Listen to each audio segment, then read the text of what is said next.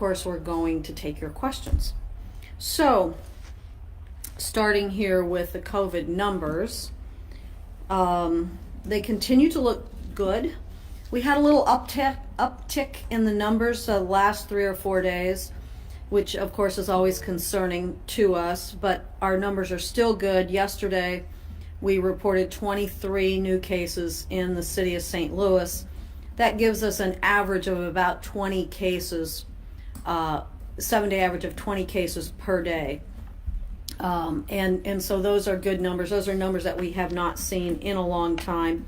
If you look back to the same day at the end of January, we were running an average of 76 cases a day. So you can see that we've gone from 76 cases to 20 cases a day in the last month, and that's those are some very significant numbers. In terms of hospitalizations, and you know these days, these numbers lag 2 days behind. We are at 306 hospitalization in the region today. That includes COVID positive and suspected positive. Also, one of the lowest numbers that we've seen in months and months. 72 of those folks are in the ICU, and 48 of those folks are on ventilators. So still a number of folks that are very ill, but again, looking back to what those numbers were 30 days ago, there were 131 people in the ICU, and today there are 72. There were 88 people on ventilators. Today there are 48. So, you can see the progress here, and these numbers will be posted, a link to the numbers. So, patients admitted to the hospital now running a 7-day average of about 41 per day.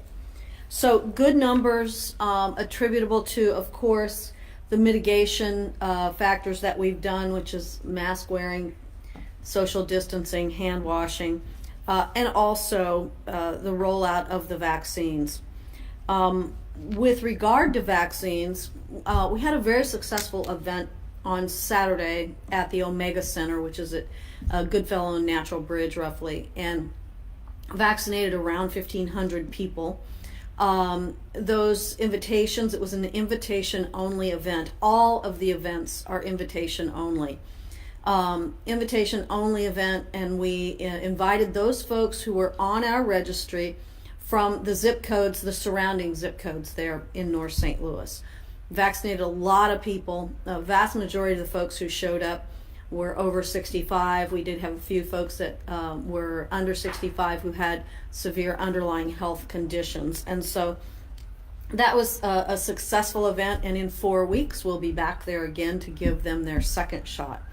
This Saturday, the 6th, we will be having another vaccination event. This one will be at Carpenter's Hall in South St. Louis. That's on Hampton.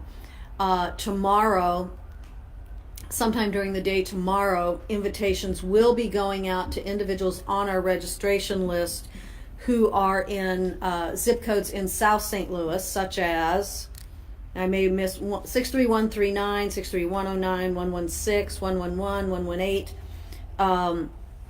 And so those folks will be getting an invitation tomorrow. You will be invited based on the order that you signed up. So there certainly will be more people who have in those zip codes who have signed up, but the sooner you signed up, then you're more at the top of the list. You must have an appointment, so you have to reply to the invitation that comes out to you. So we'll be doing that on this Saturday, and then of course there will be more events as we go along here. One of the things that we know is that this week the health department, and we just received notice of this, will be getting both the Moderna and the Pfizer vaccine. We also know that yesterday the Johnson & Johnson vaccine was approved.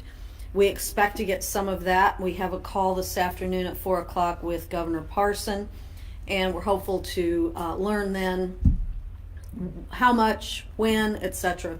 We're going to get the Johnson & Johnson vaccine. The Johnson & Johnson vaccine is very encouraging because it's one shot. It is very effective at keeping you from getting really sick or being hospitalized, which of course is the most important thing.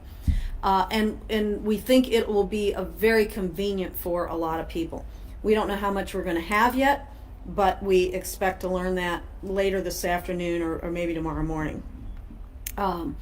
It's my understanding that last night the Johnson & Johnson vaccine began being shipped. Whether it's actually arrived in Missouri yet or not, I don't know that at this minute, but if not, it should be fairly soon. There are vaccination events all around the state. You know that there's actually, the state puts out a list of where their mass vaccination events are going to be, and we can post a link to that also on our website, so that you can know that, because they're all over the place. They are more in rural areas than they are here in the city of St. Louis. But for those of you that are able to travel, it may be easier for you to get an appointment there. What else? I guess the last thing I want to mention today is that just this morning, I guess it was, Judge Michael Stelzer signed an administrative order continuing the eviction moratorium until April the 5th. It had expired today. This is something that we have worked on continuously over this last year with the judges, and they have continued to extend the eviction moratorium. It's the same conditions as the last one, which is that evictions are stayed. There's a moratorium on evictions, unless there is the individual or the tenant is engaging in criminal activity, threatening the health and safety of other residents, damaging the property, violating the building codes. So in other words, if the reason that they're not paying their rent is simply because they have lost their job or their hours have been reduced, there is a moratorium on those evictions. We do have a rental and mortgage assistance program. We have already funded well over 2,000 units with that with the rental and mortgage assistance program. And we have additional funding, and we are beginning to take applications for that funding as well. So the federal government put some new guidelines on the new money, and so we're also beginning to process that.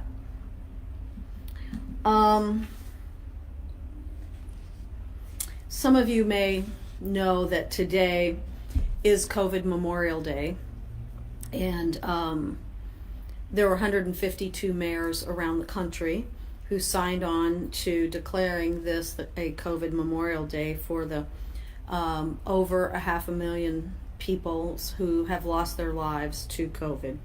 And last week we had the flags at half-staff to remember those folks, and thinking today of their families and their friends, and just encouraging everyone to continue to follow the mitigation procedures, wear your mask, socially distance, and please get the vaccine as soon as you are eligible and it's available to you. So that's what I have for today. Is there, do you have some questions? So Alice has a question about being eligible and living in the city of St. Louis, eligible for the vaccine, but seeing so many people having to drive 2 or 4 hours to many other parts of the region and the state to get vaccinated. Right. Will that get better, or do you think that that's what folks are going to have to continue to do? Alice, I think that's going to get considerably better. We know that both Pfizer, Moderna, and now Johnson & Johnson are all producing more vaccine. And as I mentioned just a few minutes ago, the city of St. Louis is seeing more vaccine this week than we saw last week, for example. So it will get better as this vaccine becomes more available. We are encouraged by that, but also understand that we need more mass vaccination events right here in the heart of the St. Louis area. Deborah's question has to do with the Phase 1B Tier 3 that's beginning on March the 15th. Will the city be able to go straight to those individuals? She's 71 with an underlying health condition, hasn't been vaccinated yet, or will the city continue to make its way through seniors and adults like her? So the governor announced last week that Phase 1B Tier 3 would become eligible to receive the vaccine on March the 15th. We still have many seniors who have not had the opportunity to get the vaccine. And so we hope to continue to work through those seniors. We hope to have enough vaccine, either through our own vaccination programs or through the hospitals. And if you have signed up for one of the hospital registrations, which I certainly hope that you have, most of the hospitals, it's my understanding, have now worked, they began working on this at age 75, went to 74, 73. I actually got an invitation last week, I think it was on Friday, from a hospital. I happen to be 68, so I would have hoped that by now you would have received an invitation from one of the hospital systems, because they have gotten the majority of the vaccine to date, and they are in the best position to distribute the vaccination. So we are hopeful that we'll be able to continue to vaccinate based on the tiers and get enough vaccinations so that we can get all of the seniors who want to be vaccinated. Not a question, but a comment from Carrie, who got her first vaccination at the Omega Center on Saturday. She was on 8 different lists and was very pleased to get communication from the health department. I would like the health department to know the vaccine site was very well run. Thank you, Carrie. That if you were there, I may have seen you there. It was really a good event, and I'm glad that you must have signed up quickly with us when we put out the sign-up sheet. That was back on January 13th, believe it or not. So what is that, 6 weeks ago or so? So I'm glad your number came up with us and that you were able to get the vaccination on Saturday. We have a question about COVID-19 restrictions. Kansas City and other jurisdictions have relaxed bar and restaurant hours and other mitigation factors. Is the city of St. Louis considering doing the same? We are considering it, but we have not established a date that we're going to do that yet. Our restrictions in the city are still less than what they are in St. Louis County. Bars and restaurants were both at 11 p.m. We're both at 50% occupancy. But in terms of ballrooms and large events and that sort of thing, the county, I think, is considering, it's my understanding, coming in line with ours. And then I think, if these numbers continue to stay down as low as they are now, and they've been down, not quite this low, but they've been down pretty low for the last couple of weeks. And so if we can sustain that, then I think you can expect to see some modifications, not a complete lifting, but some modifications of some of the restrictions. We certainly want to do that. Andrew's question, Mayor, has to do with our notification system. How are people getting their invitations, email or phone call? Concerned because sometimes people ignore unknown numbers. So, Andrew, when you signed up, if you had one, you gave us an email address, you gave us a cell phone number, so you get your invite via email, via text message, and if you have neither of those, via phone calls. And there were a number of people who were there on Saturday, this past Saturday at the Omega Center, who had received phone calls. So phone calls are time consuming. So if you do have an email address or a cell phone that we can text you at, those are the best ways. I think there are over 60,000 people right now on our registration list, and that number's a couple of days old, and maybe even more by now. But a lot of people. It'll take us a long time to get through those 60,000 people. We've got to have significantly more supply. And frankly, we have to have more outlets for people to get their vaccinations. We've been working very hard to try to get vaccine to Walgreens and CVS, who we have a lot of here in St. Louis, and they seem to be, they would be a good place to be able to get the vaccination. Walgreens has a few doses, so you should check the Walgreens website to see if they have any in your area.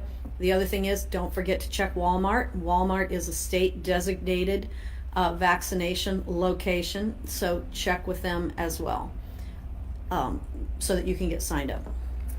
And then we had a couple of folks ask, this is COVID sort of related, is the city going to be taking another look at some of the road closures that were implemented to give people more room to space out in some of our larger parks? So I had an email or text or something the other day from someone who wants the roads in parks reopened. And I think there'll be some of that, but I would say that for the most part, many people love having some of those roads closed to cars so that they can take walks with their friends, be socially distanced. It's something that we're looking at. The complaint that I had was with regard to Carondelet Park.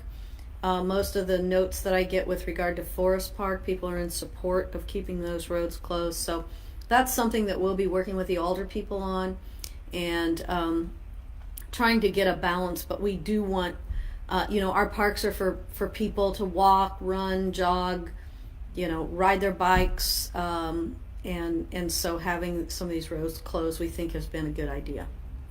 That's all the questions I have for today, Mayor. And that's all the questions for today. Well, thank you all for being with us today. Take care, wear your masks, and we're getting ready to have a beautiful week of weather. So get out there and enjoy it. Walk in the park on one of those closed roads. Thank you all so much. Appreciate it.